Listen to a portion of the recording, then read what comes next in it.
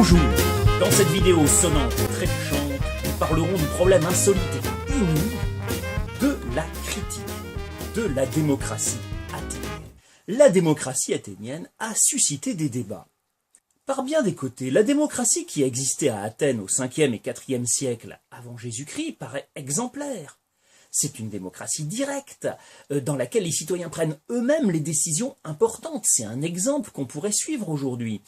Et les citoyens sont tous amenés, à un moment ou à un autre de leur vie, à exercer des responsabilités. Alors, est-ce qu'on n'aurait pas trouvé le paradis sur Terre? En fait, tout va pas si bien dans la démocratie athénienne. Le premier problème, c'est celui de l'égalité. Est-ce qu'Athènes était vraiment une démocratie égalitaire? Les citoyens sont tous égaux, c'est un principe fondamental. D'ailleurs, comme beaucoup de magistratures sont attribuées par tirage au sort, les citoyens ont tous leur chance. Mais certains savent prendre un peu plus d'importance que d'autres. Et généralement, ce sont les citoyens riches. Et c'est pas très difficile pour un riche à Athènes de se faire remarquer, parce qu'il y a beaucoup de choses à financer, en fait. Lors des fêtes religieuses, on organise des concours de théâtre, on organise des jeux, on organise des sacrifices. Et pour financer tout cela, on sollicite les riches. C'est une forme d'impôt, en quelque sorte, même s'il n'y a pas d'impôt à proprement parler à Athènes. C'est un devoir pour les riches de financer ce type d'événement. Et évidemment, lorsque la fête est réussie, les riches qui ont financé cette fête sont plus écoutés, ils deviennent célèbres, et s'ils se présentent aux élections, s'ils veulent prendre la parole à l'Ecclésia, il y a des chances qu'on les écoute. Pour le théâtre, par exemple, pour les concours de théâtre, on appelle cela la chorégie. La chorégie, c'est une responsabilité qu'a exercé Périclès, par exemple. Périclès, il a été chorège d'Échille en 472 avant Jésus-Christ. Et Échille, il est reconnu aujourd'hui comme l'un des plus grands dramaturges grecs. Évidemment, Échille a gagné le concours de théâtre et Périclès a été élu stratège dans les années qui ont suivi. Ça existe toujours, ce genre de choses. On voit aujourd'hui des hommes politiques qui financent des clubs de foot, par exemple. Et oui, et quand l'équipe gagne, ça joue un rôle dans leur carrière politique. Il y a aussi l'armée qui permet aux riches de se faire remarquer. Dans l'armée, tout est prévu pour que chacun trouve sa place. Le citoyen de base, il est hoplite. L'hoplite, c'est un fantassin qui finance lui-même son équipement, son bouclier et sa lance, et qui l'entretient et qui combat sur le champ de bataille lorsqu'il y a une guerre, puisque comme Athènes est une démocratie, les citoyens considèrent que la défense de la cité, c'est leur responsabilité, c'est à eux de la pratiquer eux-mêmes. Si le citoyen n'a pas les moyens de financer cet équipement, il deviendra rameur dans les bateaux de guerre. Attention, rameur libre, il n'est pas enchaîné, ce n'est pas un esclave. Les plus fortunés, eux, élèvent un cheval et ils monteront ce cheval sur le champ de bataille. Et enfin, les plus riches, ils financent l'armement d'une trière, un bateau à 3 rangs de rameurs, et bien sûr, c'est eux qui commandent la trière.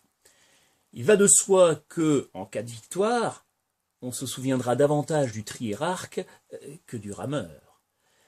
Bref, les citoyens sont tous égaux, mais certains ont les moyens d'être mieux écoutés que les autres. Et ça joue un rôle. Le deuxième problème, c'est ce qu'on appelle la démagogie.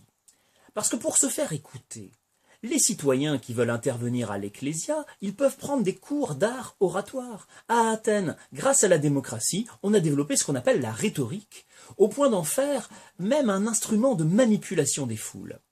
Au IVe siècle, par exemple, Démosthène est resté particulièrement célèbre pour sa capacité à persuader les citoyens.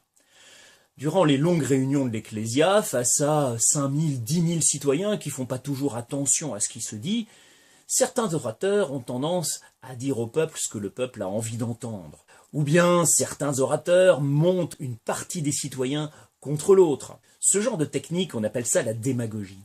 C'est une maladie qui est caractéristique des démocraties. Et à Athènes, on en souffrait déjà. Enfin, donner le pouvoir aux citoyens, c'est très bien. Mais il faut que les citoyens soient dignes de cette responsabilité. On a vu l'Ecclésia plusieurs fois voter le contraire de ce qu'elle avait voté la fois précédente. Les citoyens ne faisaient pas attention à ce qu'ils votaient. On a vu l'Ecclésia prendre parfois des décisions aberrantes, sans en mesurer les conséquences. En fait, les citoyens, ils ne sont pas toujours motivés par les réunions. Périclès, il avait mis en place le mistos. C'était un système de paiement des citoyens, d'indemnité, pour payer leur journée de présence à l'Ecclésia. C'était un moyen de les motiver. Oui, le résultat, c'est que certains citoyens ne venaient à l'Ecclésia que pour toucher le mistos et ne s'intéressaient pas plus que ça aux affaires publiques. Ce n'est pas facile d'être une démocratie. Ce n'est pas facile et ça coûte cher. Parce que pour payer le mistos et pour payer plein d'autres choses, eh bien, il faut trouver des moyens de financement. Pour que les citoyens aient le temps de se consacrer aux affaires publiques, il faut qu'ils évitent de travailler. Donc, il faut des esclaves pour travailler pour la cité.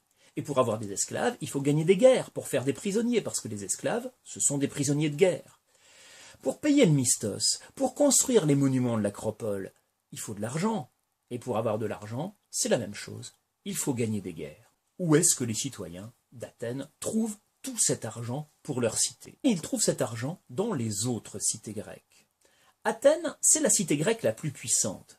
Et c'est grâce à Athènes que les Grecs ont gagné la guerre contre les Perses en 480 avant Jésus-Christ à la bataille de Salamine. Du coup, Athènes a proposé aux cités qu'il souhaitait de former une ligue qu'on a appelée la Ligue de Délos. Cette ligue avait pour but de constituer un trésor. Chaque cité versait chaque année un tribut pour constituer un trésor qui permettrait de financer de futures guerres au cas où les Perses reviendraient. Eh bien, Athènes a pompé dans ce trésor, et c'est comme ça qu'Athènes a trouvé de l'argent pour payer le mistos, pour payer les monuments, pour payer tout son fonctionnement économique.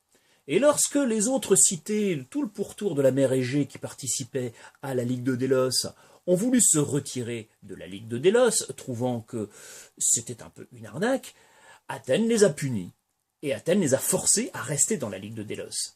En fait, ce qui était une alliance, c'est devenu un système de raquettes.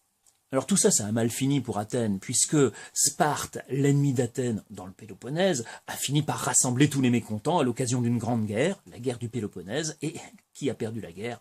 Athènes. Alors la démocratie athénienne, elle cause bien des problèmes, mais, question, est-ce que c'est vraiment une démocratie? Oui, on l'a dit, c'est une démocratie directe, bien sûr, mais une démocratie, revenons à la définition, c'est un système dans lequel le pouvoir appartient au peuple. Le peuple, ce sont les citoyens. Or, à Athènes, les citoyens, ils sont 40 000 environ, 40 000 personnes dans une cité qui compte de 250 000 à 300 000 habitants. Les enfants, les femmes, les métèques, les esclaves, comme on le voit sur ce graphique, sont exclus. Résultat, les citoyens, en fait, c'est 10%, 15% parfois de la population qui exerce des droits politiques. On peut dire que par certains côtés, Athènes, c'est peut-être plus une oligarchie qu'une démocratie. Une oligarchie, c'est-à-dire un système dans lequel le pouvoir est exercé par un petit nombre de personnes. Donc la démocratie athénienne, elle est loin d'être parfaite. Athènes, ce fut la première démocratie de l'histoire, et peut-être la plus avancée de toute l'histoire par certains côtés. Mais Athènes a connu des problèmes qui se posent encore aujourd'hui à nos démocraties modernes.